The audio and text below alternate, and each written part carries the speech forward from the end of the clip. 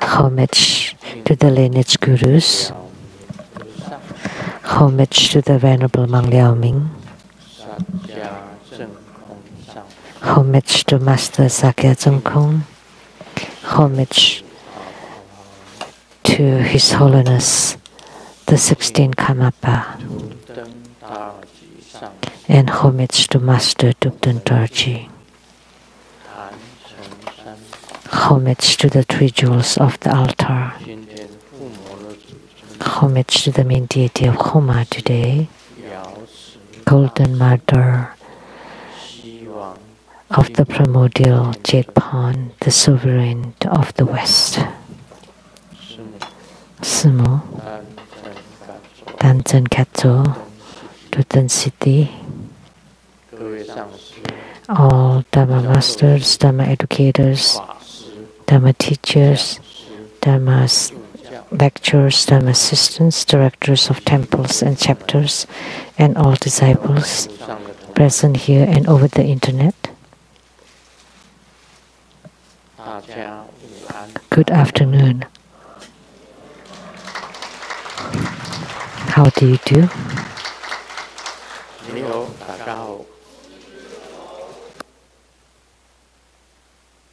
I stay. Shalai. Hola amigo. Que quiero mucho. Sukoin. Jiga. Kimochi. Jumi. Yapi. Perin.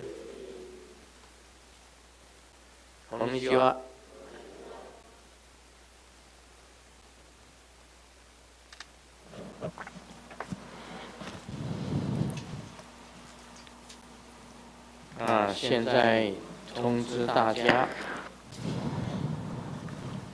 I would like to announce for next Sunday,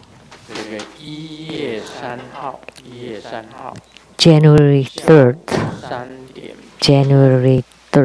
2021, Sunday at 3 p.m., there would be Padma Kumara Homa fire offering ceremony.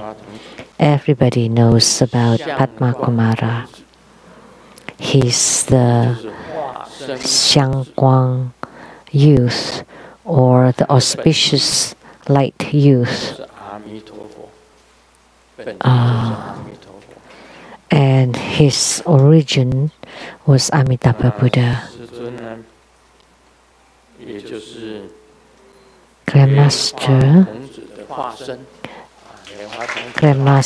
is a transformation body or emanation of Padma Kumara. Simply said, True Buddha School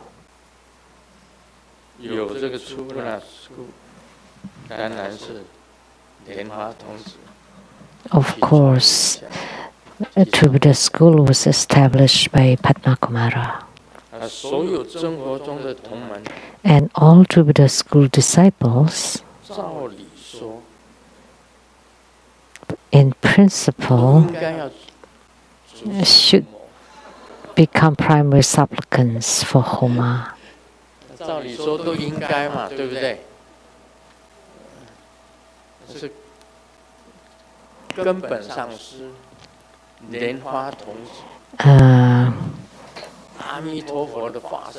Because lineage Guru Padma Kumara, emanation of Amitabha,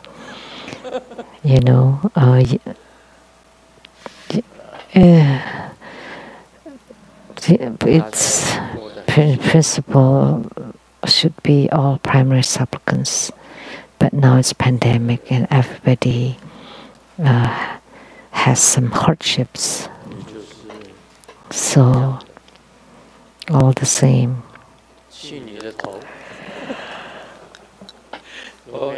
Go ahead.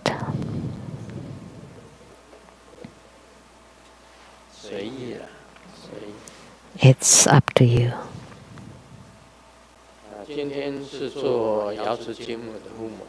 So today, we perform Golden Mother Homa. When we all know about Golden Mother, she was the first one who gained spiritual union with Grandmaster. She was the first one whom Grandmaster had spiritual union with. Typically, you have to practice for a long time in order to gain spiritual union. You have to practice, you have to purify your body, speech, and mind. And the Yidam is in union with you. Actually, the Yidam comes, and only when you have the spiritual experiences of this union, then it would be called spiritual union. And Golden Mother, Grandmaster, as soon as he kneeled in front of the Golden Mother, I gained spiritual union.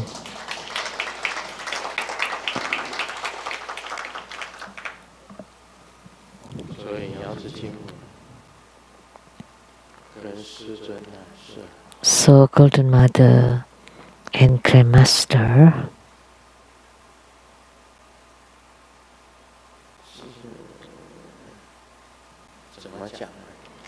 how should I say it?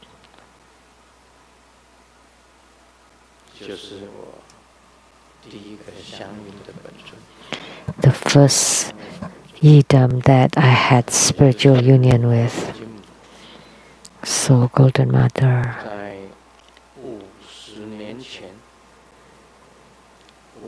50 years ago, Golden Mother helped me to establish this school. I still remember on that first night, she transformed a circle of light, and my body floated and entered into that circle of light, and my ears heard the sound of the wind. And I went a place in the heavenly realm. And she pointed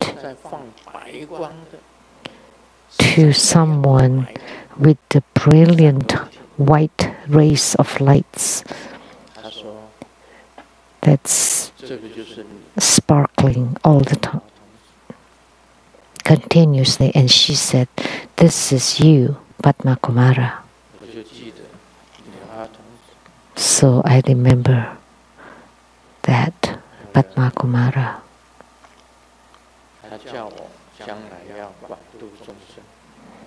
And she told me that I had to salvage sentient beings in the future. It's been 50 years past. And how did I live this past 50 years? Like this? That's how I live my life.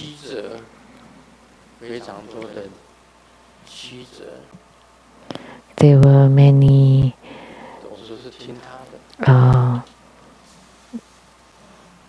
twists and turns, and I always listened to her.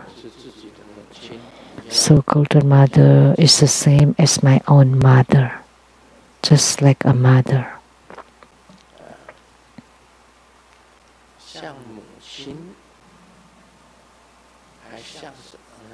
She's like a mother and also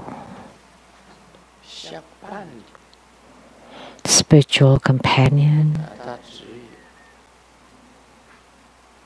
She guides and also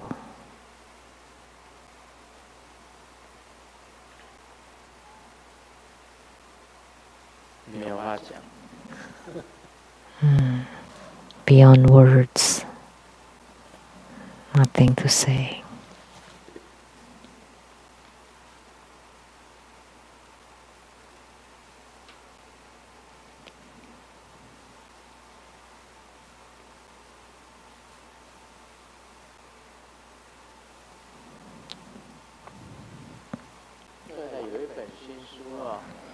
There was a new book,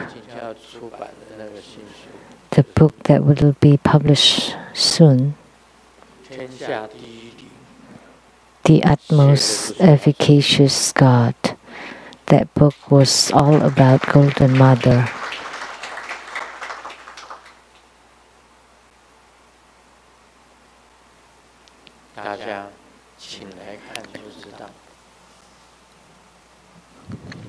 Once you read it, you would know.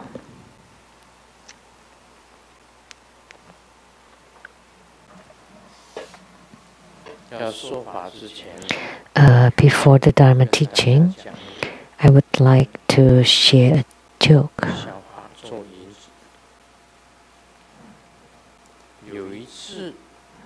One time, Xiaoming was disobedient and Mom was angry. If you cry again, if you continue to cry, I will sell you to the pork vendor, and the pork vendor will take you away. And Xiaoming asked instead, could you please sell me to the ice cream store, or given me away at the ice cream store?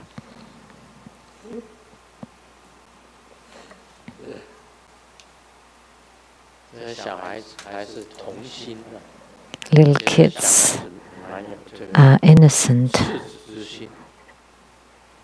childish, innocent, because he likes to eat ice cream. So he asked her to sell him at the ice cream store. I find children are most innocent and immaculate, and Padma Kumara the same, have that childlike innocence.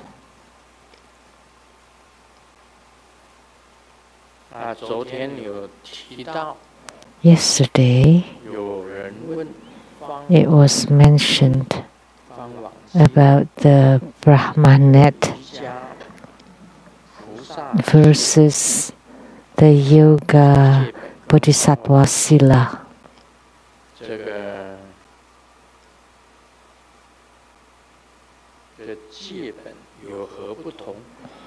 The difference between them. And everybody and Grandmaster just mentioned briefly, and nobody answered or said anything. And Master Lien Lai from Singapore helped analyze it.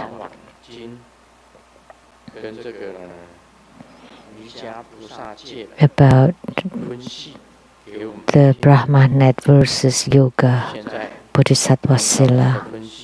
So according to his analysis, I would like to read it.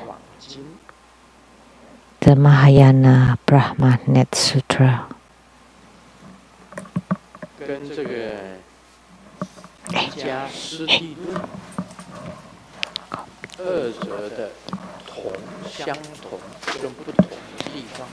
So, compared to the Yogacara Bhumi Sastra, the differences and the similarities between Brahmanet Sutra versus Yogacara Bhumi Sastra.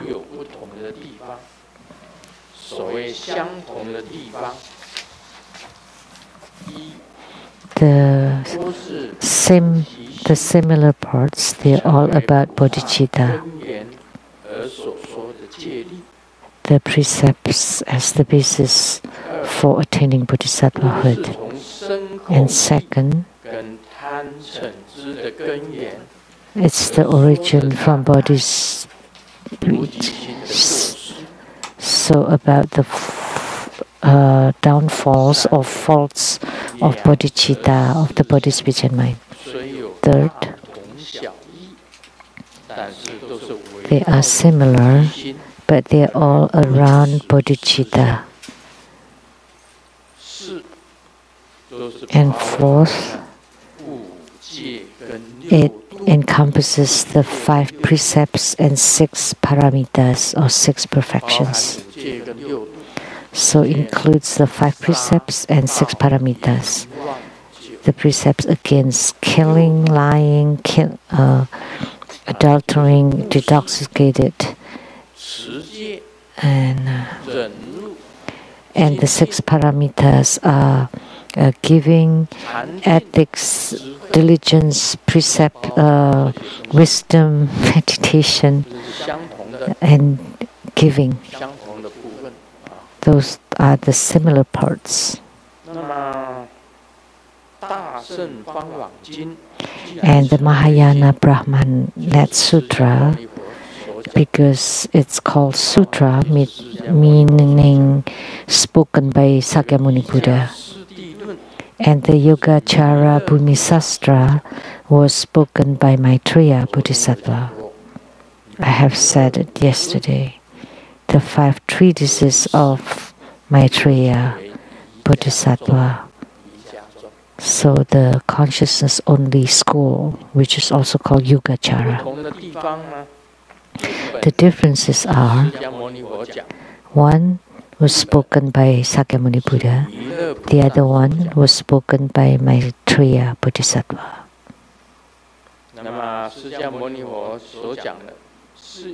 And Sakyamuni Buddha spoke so to abide by the precepts and to suffer from the retribution. So if you create it, you have to suffer the consequences. There is no exception. And in the Brahmanet Sutra, it talks about food and drink, but not Maitreya Bodhisattva. So in Brahmanet Sutra, it talks about precepts again, eating meat or eating the 5 animal, but not Maitreya Bodhisattva.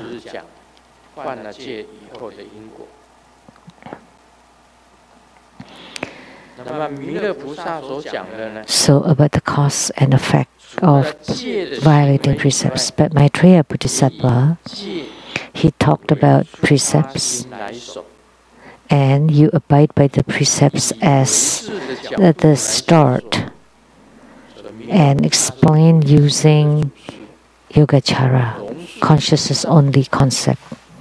So Maitreya is consciousness only, and Manjusri Bodhisattva or Nagarjuna talks about Madhyamaka, and they are exceptions,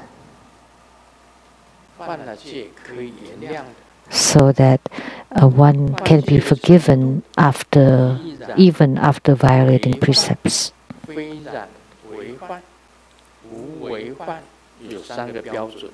There are 3 standards against violating precepts.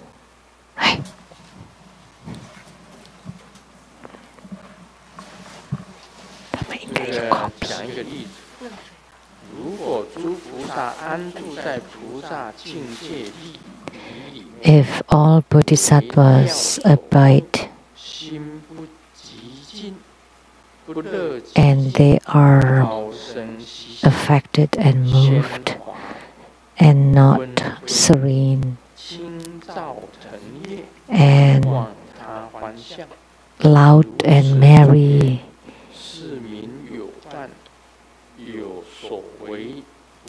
laugh and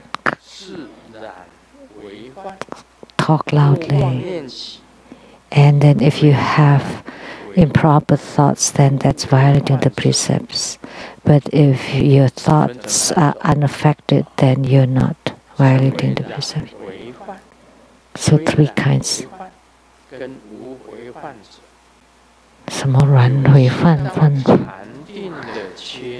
So affected or not affected. And the Buddha did not mention, but I'm sorry, I missed a lot here.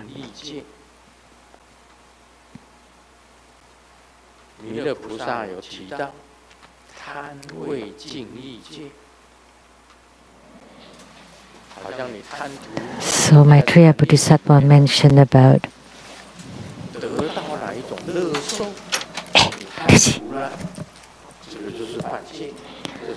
so if you experience some sensation and then you are greedy toward it, then you're violating the precepts. It doesn't talk about the consequences of violating the precepts and abiding by the precepts.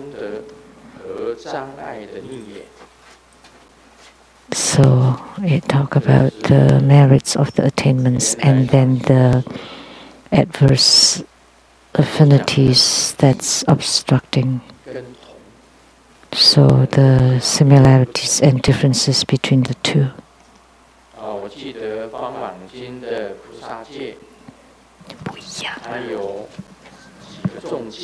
So there are several severe precepts of the Brahmanet Sutra and a few the lighter precepts. The severe preceps are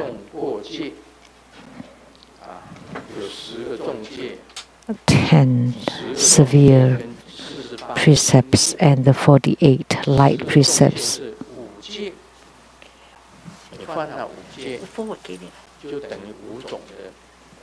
So if you violate the 5 precepts, which is killing, stealing, lying, adulterate, and intoxicated, and then if you talk about the 4 groups, which is Bhiksu, Bhikshusni, Upasaka, and Upasaki, you praise yourself and you slander others.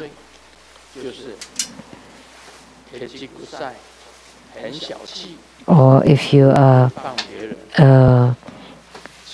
you're very calculating and you're slandering others, and anger and hatred without repentance, and also slandering the 3 jewels, which is Buddha, Dharma, and Sangha. These are all the heavy transgressions of the precepts.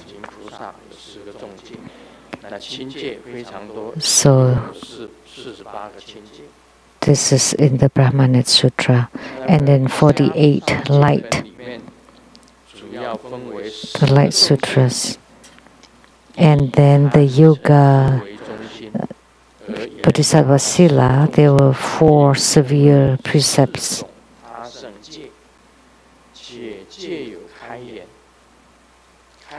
And that's the desire, greed, anger, delusion as the focus. But there are also exceptions. So greed, anger, and delusion. So 4 heavy karma. And for those, the better ones is that you like to violate the precepts. That's a heavy.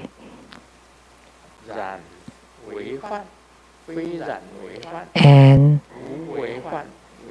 there are 3 standards, which is contaminated and breaching the karma, or not contaminated and you breach the precepts, and then not breaching the precepts.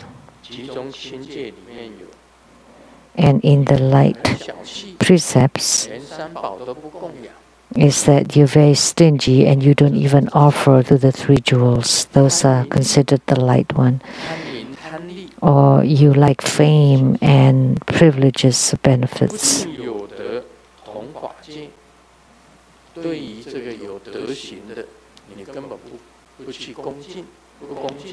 Or you don't respect people with virtues. 不因供受清戒。因供，什么叫因供？佛法僧你应该供养。So, 你不供养。so you don't offer. 不受众宝施戒。And you don't accept giving and many other light precepts, not just this. So this is the answer to the question yesterday. We did not talk about it yesterday. Of course, Grandmaster knows that the Brahmanet Sutra was spoken by Sakyamuni Buddha, that there was no chance to correct yourself after breaching the precepts, but the one by Maitreya Bodhisattva, the Yogacara Bhumisastra,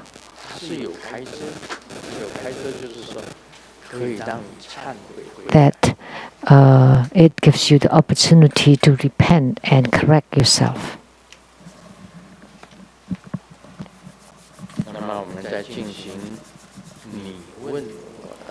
Now we will continue the question and answers.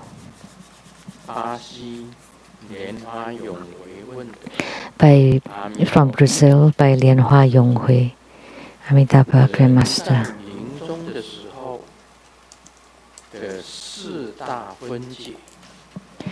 When a human being is dying, his four elements disintegrate, and that is the most painful thing. So if we ask doctor to give us general anesthesia, will it alleviate the bodily pain at the end of our life? Anesthesia will make us almost unconscious. Will it affect our soul leaving our body?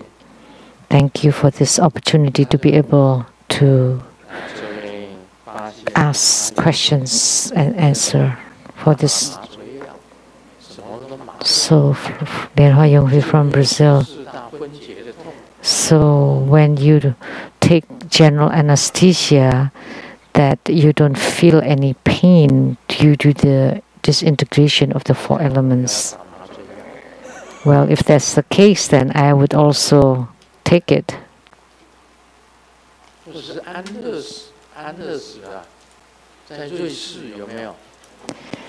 Or euthanasia. Like in Switzerland, if you take a certain drug or medicine, and immediately it's like you're falling asleep and then you'll die. That's called euthanasia.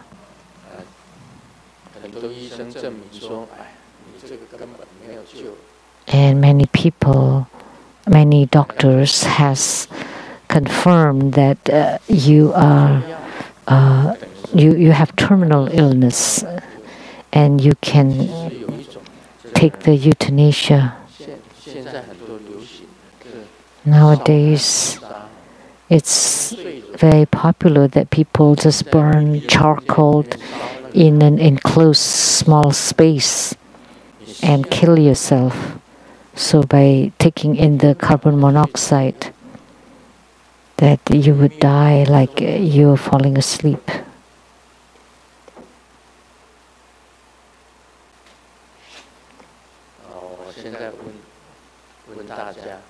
So I would like to ask,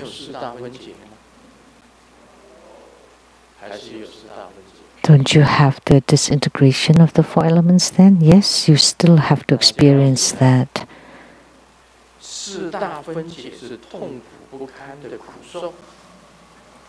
That the disintegration of the four elements is extremely painful and suffering. So of all the sufferings, one of them is the suffering of death, birth, aging, sickness, and death. And of course, that's true suffering, great suffering. But the modern science can resolve your death, making it quick. However, at the time of death, it would be the disintegration of the four elements, earth, water, wind, and fire. According to the sutra, first the disintegration of the earth, and then the disintegration of water, and then the disintegration of fire, and then the disintegration of wind. And lastly, to return to emptiness, and emptiness meaning the soul. You have to go through these 4 stages. The disintegration of the 4 elements is related to the body. When the soul is leaving the body, it has to go through these 4 disintegrations.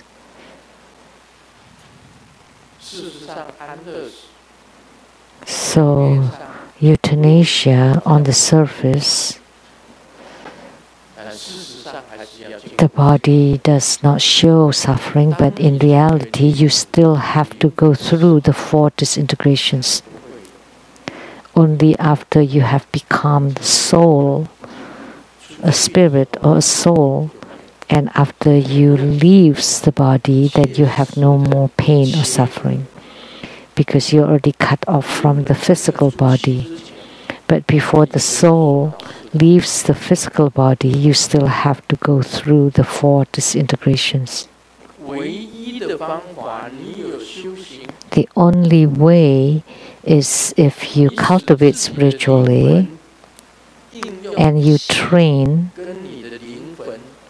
that you use your qi together with your soul and to be sent off through your central channel, and immediately you abandon that suffering. And that's through your cultivation power of the qi channel and light drops.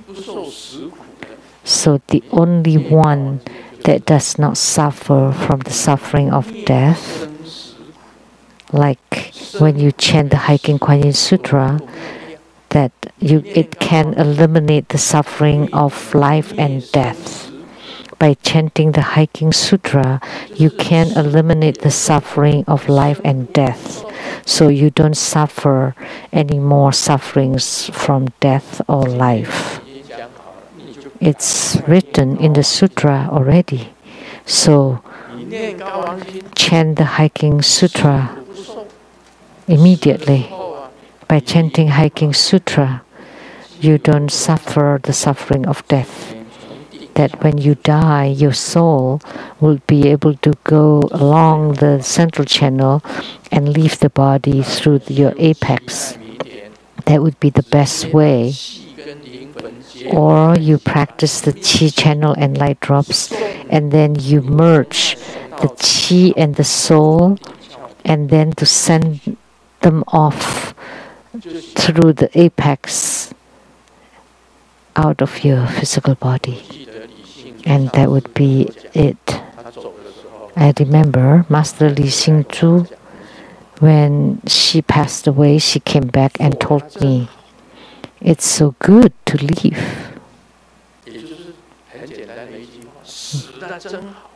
That's a simple statement. It's so good to be dead. So good to die. Every person is afraid of death. But actually, once you leave behind your physical body, it feels so good. It's so enjoyable. Such a pleasure. That's what Master Li Xingzhu told me. She came back and told me that as soon as the soul leaves the body and you have attainment, then you know that the physical body is truly suffering, because at her old age she suffered greatly. Her limbs did not function well, and all kinds of pains all over her body. Only two kinds of pains in the world, and pains here and pains there. All day long, when you age, you have so much problems. Joint pains, first pains in the joints, in the shoulders, in the back, everywhere, all parts of the body, organs. Losing sleep, depression, manic depression, all kinds of problems, kidneys, hearts, problem, all kinds of problems.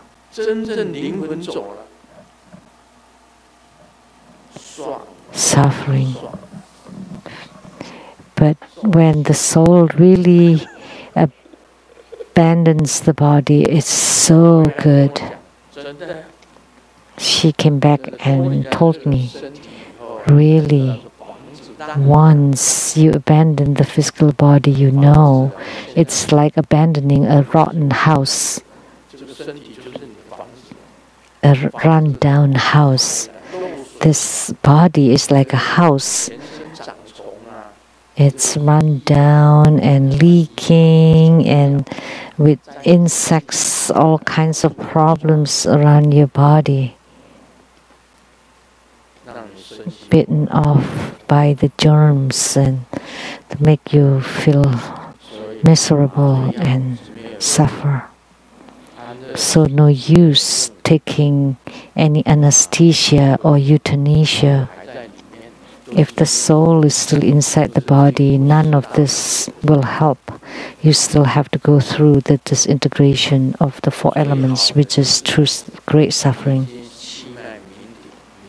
The best way is if you have fruition or attainment from your practice of the qi, light drops and channels, and then you use your own qi to push your own soul through the channels out of your body and directly go to the heavenly realms, to the higher realms. That would be direct attainment. So Master Li came back because she suffered a lot in at her old age during that time, many years.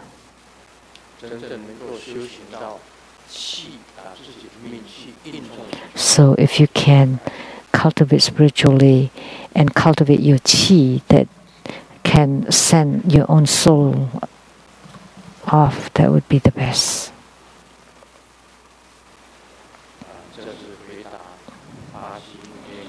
That's the answer to the question asked by Lianhua Yonghui from Brazil.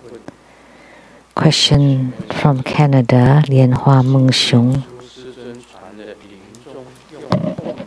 Earlier this year, Grandmaster taught us the practice of using home characters to block off the 9 orifices. Is this only allowed to be done by a master, or can it be done by a general disciple? The Dharma practice for the attainment in 7 days, can we receive its empowerment remotely? When our character hooks on the home character upward, how do we push it towards the apex if we have not received the empowerment for opening the apex? The attainment in 7 days, you lie down, you visualize your physical body to become home character, and the yidam in the sky is the ah character or syllable. It's like this. There's a hook here, and this hook is to hook the circle of the home character, which is you. And after you're being hooked, then you have attainment, you would go to the Buddha land. So the yidam would hook or pull your soul away. That's what it meant. So the character hook on the home character on the 7th day.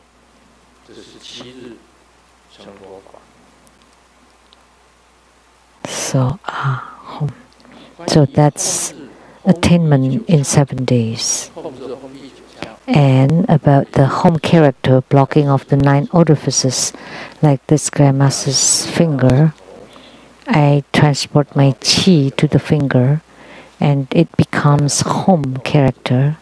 Visualize a home character. Open the gate to heaven.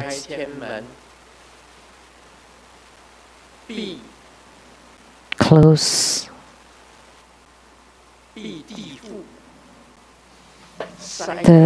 the road to the earth and block the road to the heavens and blocking the road to the ghosts and opening the gate to heavens, close off the road to ghost. The person that's qualified to perform this, to close off the 9 orifices, has to be someone that has been in spiritual union with Yidam. So to guide the consciousness, it doesn't matter whether that person is a master or a lay disciple, or a Dharma teacher, Dharma master, Dharma educator, Dharma lecturer, Dharma assistant, temple directors of any disciple. As long as you have gained spiritual union, then you are qualified to perform this guiding of consciousness. And you can also guide yourself. You have spiritual union yourself, you can invoke your yidam. Not to call, but you'd invoke. Golden Mother, come here. You don't do that. Last night,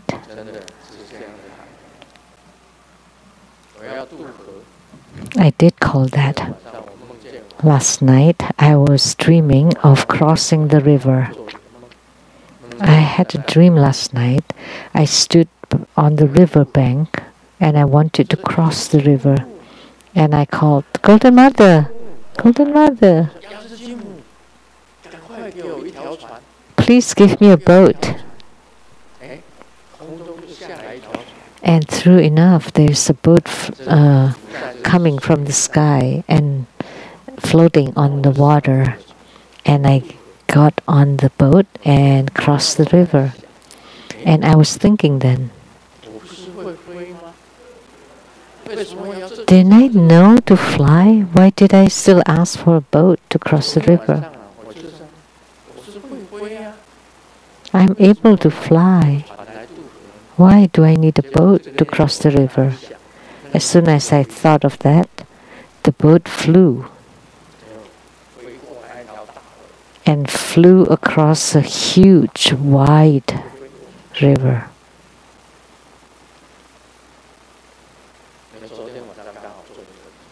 So I had that dream last night.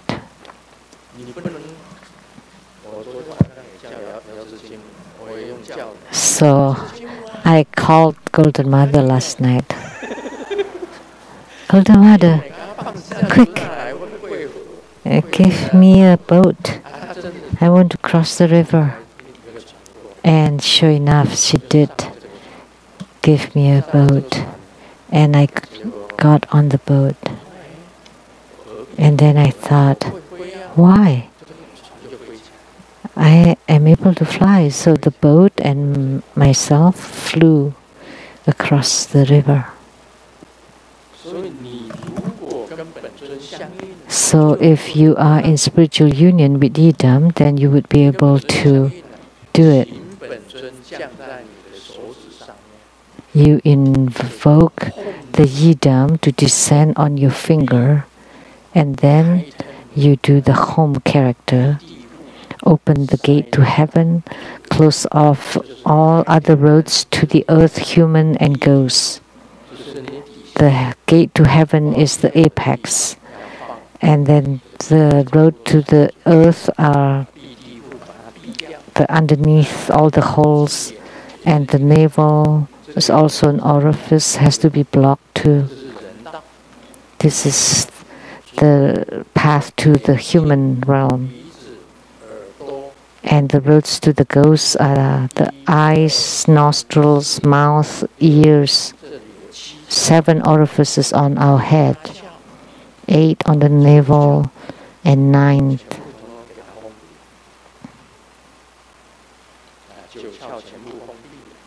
So you close off 9 orifices. And then you visualize home on each of the orifices.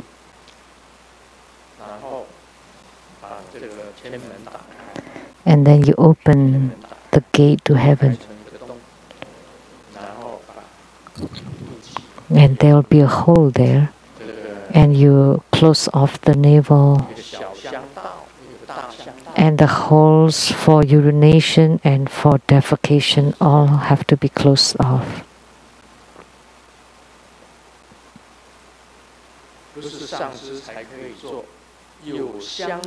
So, not just a master, but anybody that has gained spiritual union is qualified to do it.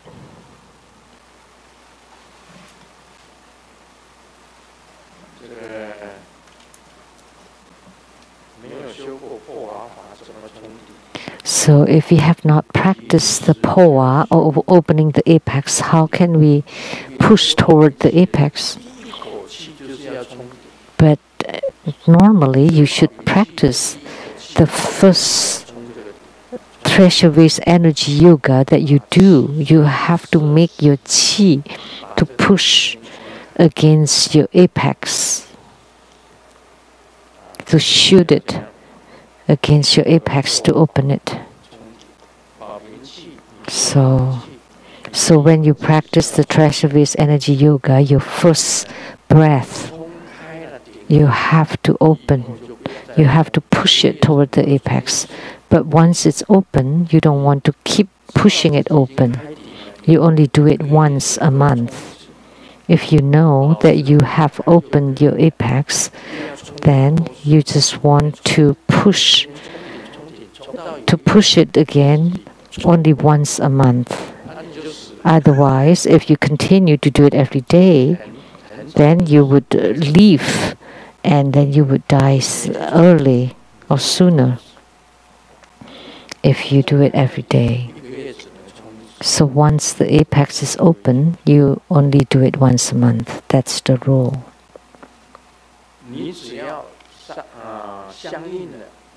Once you gain spiritual union, then anyone having spiritual union already can perform the guiding of consciousness at the moment of death.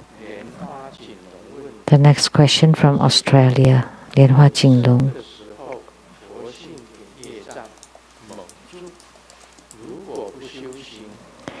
When one is born, the Buddha nature is obscured by karma.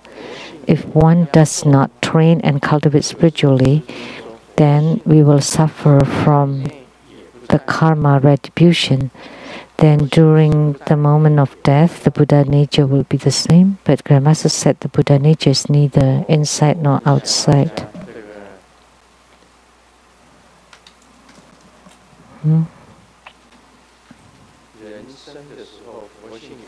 When one is born, the Buddha nature is obscured by karma. If does not train and cultivate, you will suffer from its retribution. But Grandmaster said Buddha nature is neither inside nor outside. Which sutra did I write that in? Have I ever said this statement before?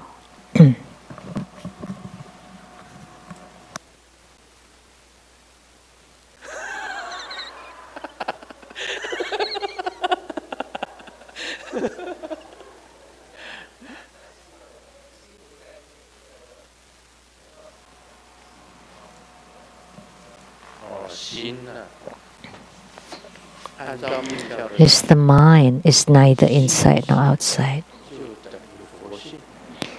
In Tantrayana, the nature of the mind is the same as the Buddha nature. The nature of the mind is the Buddha as the Buddha nature. The nature of the mind is the same as the Buddha nature. Once we make an analogy that if we mine gold, you got an ore of gold. Before you mined it, before you extract or refine it, then the ore is mixed together with other minerals.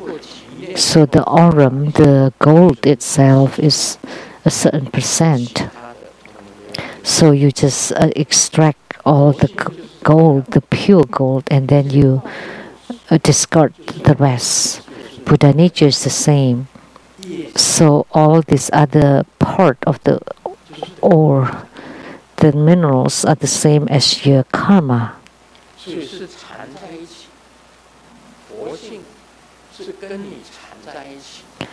So the Buddha nature is all mixed into you.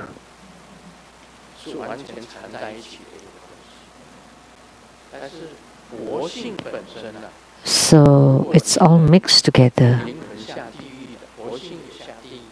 So according to the Buddha, if the human being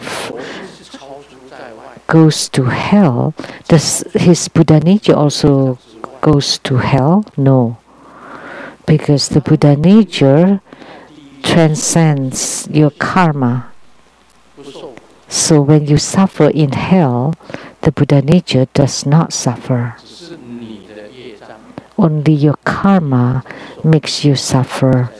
Your soul suffers in hell or in the three lower realms. But in human realm and animal realm, they have Buddha nature. But because of the heavy karma, they obscure the Buddha nature. But for human beings, being reminded, we know that inside our bodies there is Buddha nature. And through spiritual cultivation, we learn or we practice to eradicate the karma of the body, speech, and mind. Once your karma is eradicated, then the Buddha nature will appear, because the Buddha nature has been all mixed into you.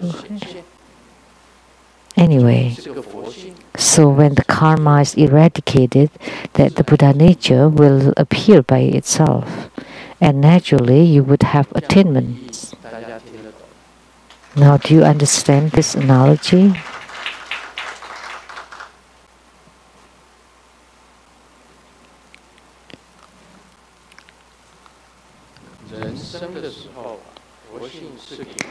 When one is born, the Buddha nature is obscured by karma. That is correct. They are together. If one does not cultivate spiritually, then one suffers from the retributions. That is true. If you don't cultivate spiritually, you would be carried away by the karma. When I was expounding on the Sutra of Perfect Enlightenment, I did say that Buddha nature is neither inside nor outside. Oh well, of course. Of course it's not outside, that's for sure. But not inside? Yeah, I guess it makes sense. Because they're all mixed together with the rest. And you, at that state, you cannot see Buddha nature. So it's the same as not inside then. And only after the karma is eradicated, the Buddha nature will naturally appear. That's what it meant.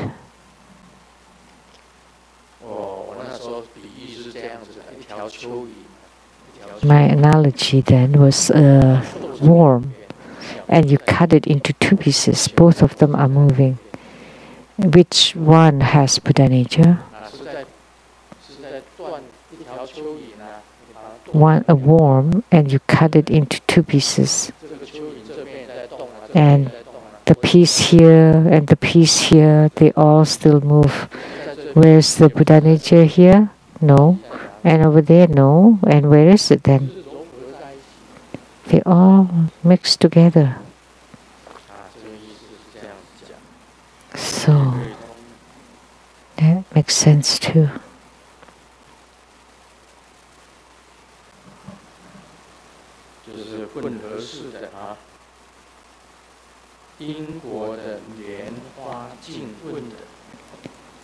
A question from England, Lianhua Jing. Can the Vajra chanting be done when we are walking or riding on public transport? And how do we perform the armor protection when we are outside? Let me talk about the armor protection first. You have to do it when you're still at the house, before you go out. You can use this mudra.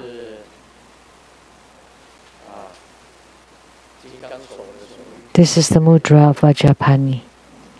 You can use this mudra too.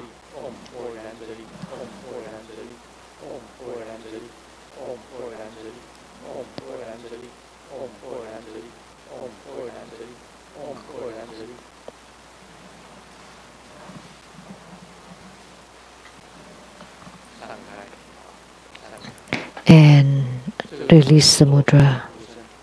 That's doing armor protection. You can do it before you go out. And you do it before you go out. So you do it at home before you go out.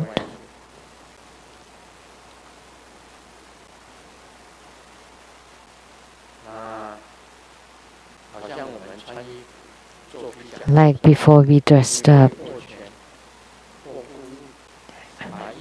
make a fist with the thumb inside, and then the other hand you place the clothes that you're about to wear on the other hand, and you put the fist on top of it. You chant Om Burantari 7 times, and then you wear those clothes. That's the same as armor protection.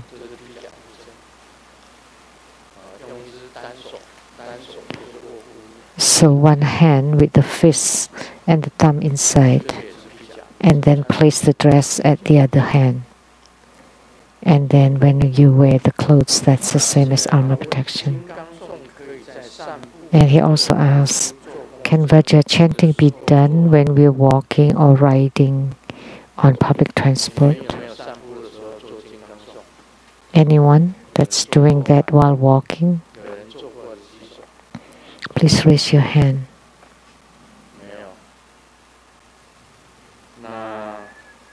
Nobody. How about when you are on public transport?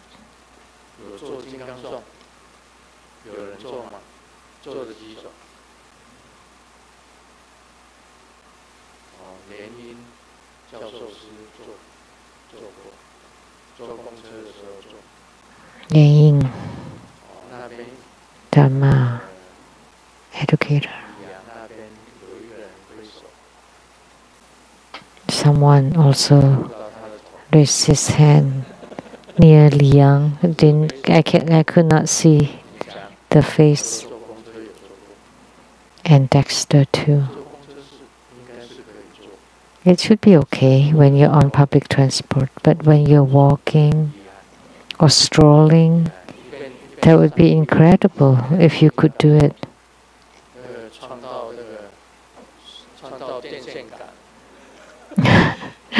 you would walk into the pool or fall into the ponds, because you have to be focused in doing Vajra chanting. You should not be diverted.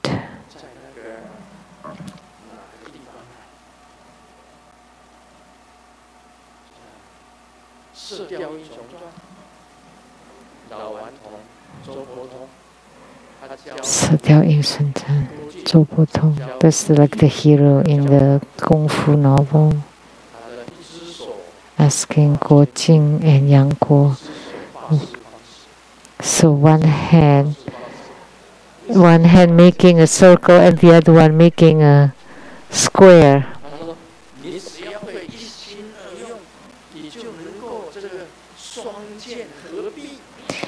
If you can use your heart for two things, then you would be able to perform.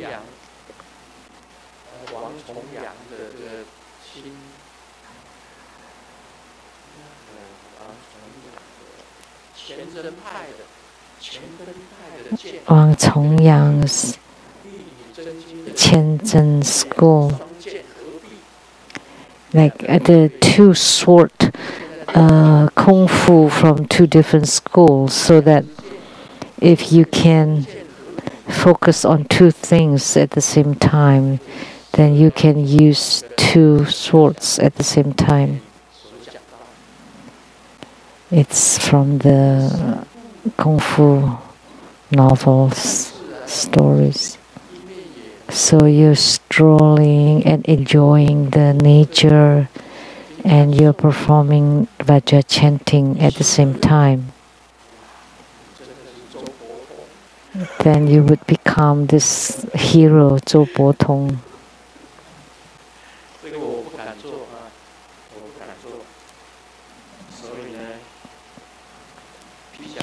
I don't dare to do it. So you do armor protection before you go out.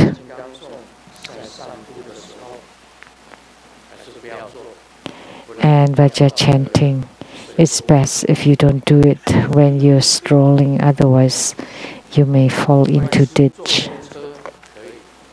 But it's okay if you're on a public transport, because you know about how much time you have. You close your eyes and you can quietly do your Vajra chanting. That would be fine.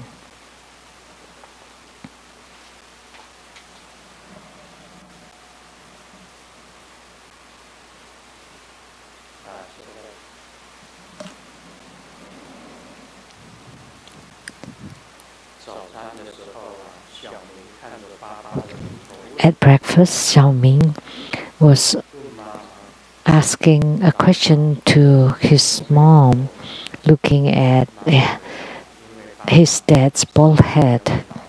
Why is he bald? Oh, because he used his brain a lot to think. And then Xiaoming asked, but how about you, Mom? You have so much hair. You must be lazy and never use your brain. And Mom said, shut up and eat.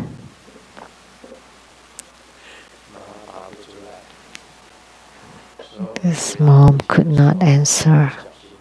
That's why we have to answer very carefully.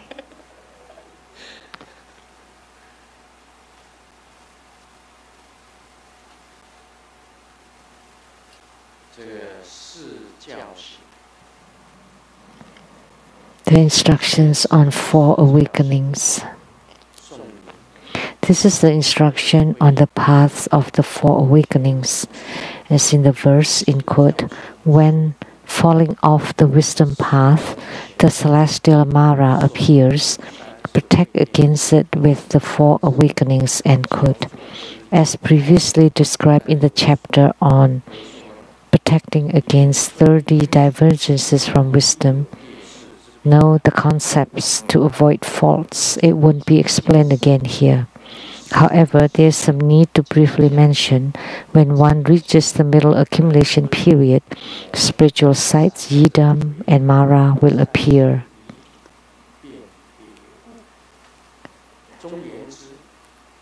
which one is which and why. One should discern according to the theory.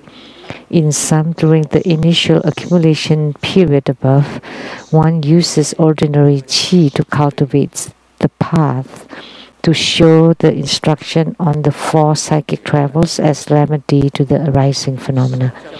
This excerpt is very good.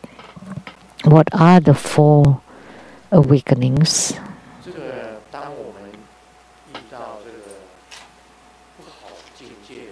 When we encounter a bad phenomena, you awaken yourself. Like when you are in meditation with your mind and qi in union, and you receive disturbances from the Mara, that bad experiences occur during meditation due to the disturbances or obstructions by Mara, then you warn or remind or awaken yourself with the 4 awakenings. And we can also call the 4 awakenings as the 4 psychic travels. So, can I ask you what the 4 psychic travels are? They are part of the 37 body divisions. Do you remember? Master Lian Wang.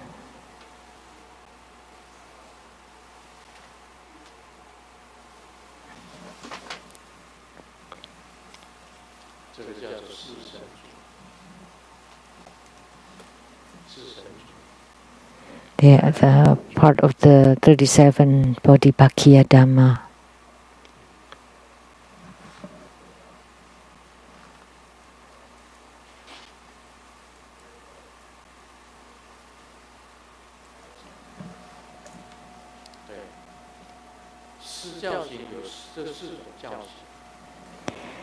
There are 4 kinds of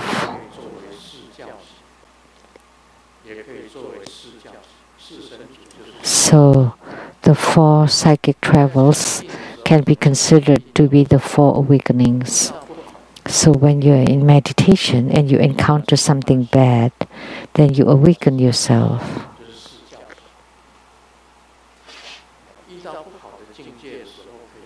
When you encounter bad phenomena, then you awaken yourself. You can awaken yourself using mantra.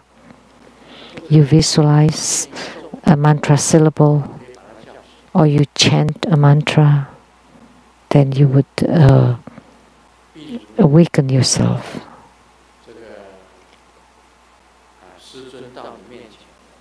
For example, if you see Grandmaster comes to you and you chant Root Guru mantra, Om Guru Lien Sung Siddhi Hom.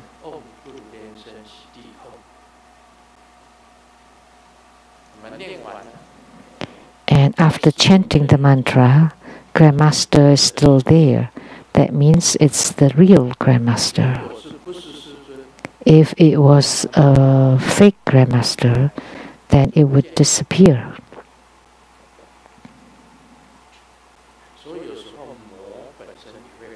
So Mara can transform into illusion. Mara can transform into a yidam. And then if you see that, then you chant the mantra of that yidam. And if the yidam is still there, then that would be the true yidam. Otherwise, if it dissipates, then that would be an illusion of demon of Mara. So when you encounter something bad, you use this method to break it. So the 4 psychic travels are the same as the 4 awakenings. Master Lian Wang said, so in sum, during the initial accumulation period above, one uses ordinary qi to cultivate the path, to show the instruction on the 4 psychic travels as remedy to the arising phenomena. So we use the 4 psychic travels as remedy. Remedy to what? To the downfalls or falling out from the proper path or from celestial Mara. Then you protect yourself with the 4 awakenings. You protect against the 30 divergences from wisdom. Know this concept to avoid faults. It won't be explained again here. However, there is some need to briefly mention. When one reaches the middle accumulation period, spiritual sights, Yidam and Mara, will appear. But which one is which? And are they real? There are good sights and there are bad sights. There are real Yidams and fake Yidams. There are Mara. How do you discern them? Which, like I just said, you chant mantra to discern. The same with any sights or any scenes. By chanting the mantra of the Yidam, you would be able to handle it. If a Yidam appears and you recite the mantra of the Yidam, you would be able to differentiate, to discern. If the Yidam is still there, then there would be a true Yidam. If it dissipates or disappears, then that's a fake one. And the same thing with Mara. If Mara appears in front of you and you chant a mantra, or your Yidam's mantra, then Mara will go away.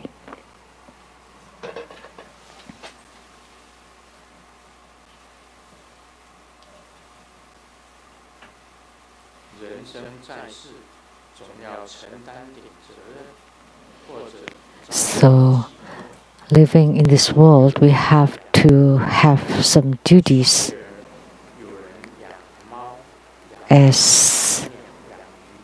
And then we have reliances. So some people take care of their parents. Some raise dogs, cats, fish, birds, pets. But I just take care of my own spirit.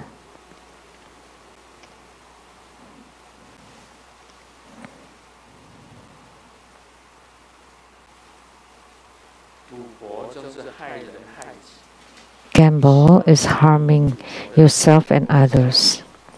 I hope that anyone addicted to gambling can be awakened. So, in the public bus, I felt my tummy was rumbling, and so I bet against it. I bet that it was just fart, and it turned out, oh no. So you cannot gamble. The teacher asked the students, if you were an emperor and I were the prime minister, what would you say? Xiao Ming stood up and shouted, someone please drag him out and behead him. So the emperor beheaded the teacher. The student beheaded the teacher. Recently, it's raining all the time. Clothes are still not dry. So I use the blow dryer to dry my socks. And we got $8,000 from the book nearby, and I got 2,000. And then Dad told me, please don't let your mom know. It turned out to be her personal saving.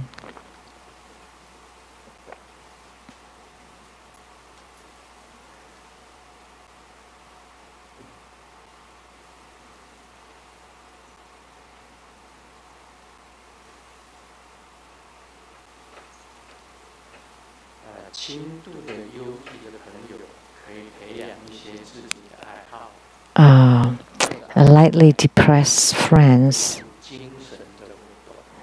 you can arrange some activities to recover. You can embroidery or fish. And the friend Ami started to suffer from depression. And I recommended her to do things that she likes. And Ami listened to me. And what she likes is to shop and spend. And a month later, she recovered. She recovered, but her husband went into depression.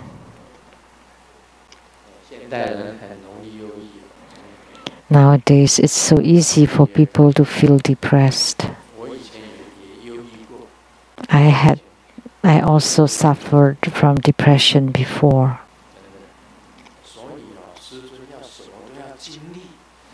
So Grandmaster has to experience everything in order to understand everything. So now I know what depression is about. When Grandmaster was depressed, I stood in the balcony at my home in Taiwan. I told Simu, if I were not a Buddhist, I would run and jump over the fence of the balcony. But good thing I was a Buddhist. That saved me. You can recover from depression. You can recover. Really. I was suffering from severe depression then. I once told Simu, today, if I were not a Buddhist and know that killing yourself is really not a solution. Once you kill yourself, your karma would be even heavier. Because killing yourself is the same as killing a Buddha, killing your Buddha nature. So that's a grave transgression. That over there, down there, you would do it all the time. You have to repeat the experience over and over, and you would suffer even longer. Until your age has been exhausted. Before you can be reborn into other life. So by all means, never ever kill yourself. So by being a Buddhist, I know about the consequences and the suffering of killing yourselves. That's why I can understand people's problems. And when people ask for guidance, Grandmaster can give the proper guidance. Grandmaster had suffered depression before too. That was true suffering. When you're suffering depression, it's better, you feel like it's better. Life is worse than death. But what would you do? You have to find ways to alleviate your depression. So wherever you fall, you have to get up from whichever point you fall. You fell. You use Buddha Dharma to remedy yourself, to treat yourself. So just depression can make many people suffer. I understand about the origin or the source of depression. Why would one suffer from depression? So Grandmaster would find ways using Buddha Dharma and to strengthen their spirit so that they can be strong, so that they can sleep well in order to eradicate their depression. In the human world, there are 84,000 kinds of illnesses, and Buddha Dharma is the same as 84,000 medicines or treatments to cure the 84,000 illnesses. Om Mani Padme Hum.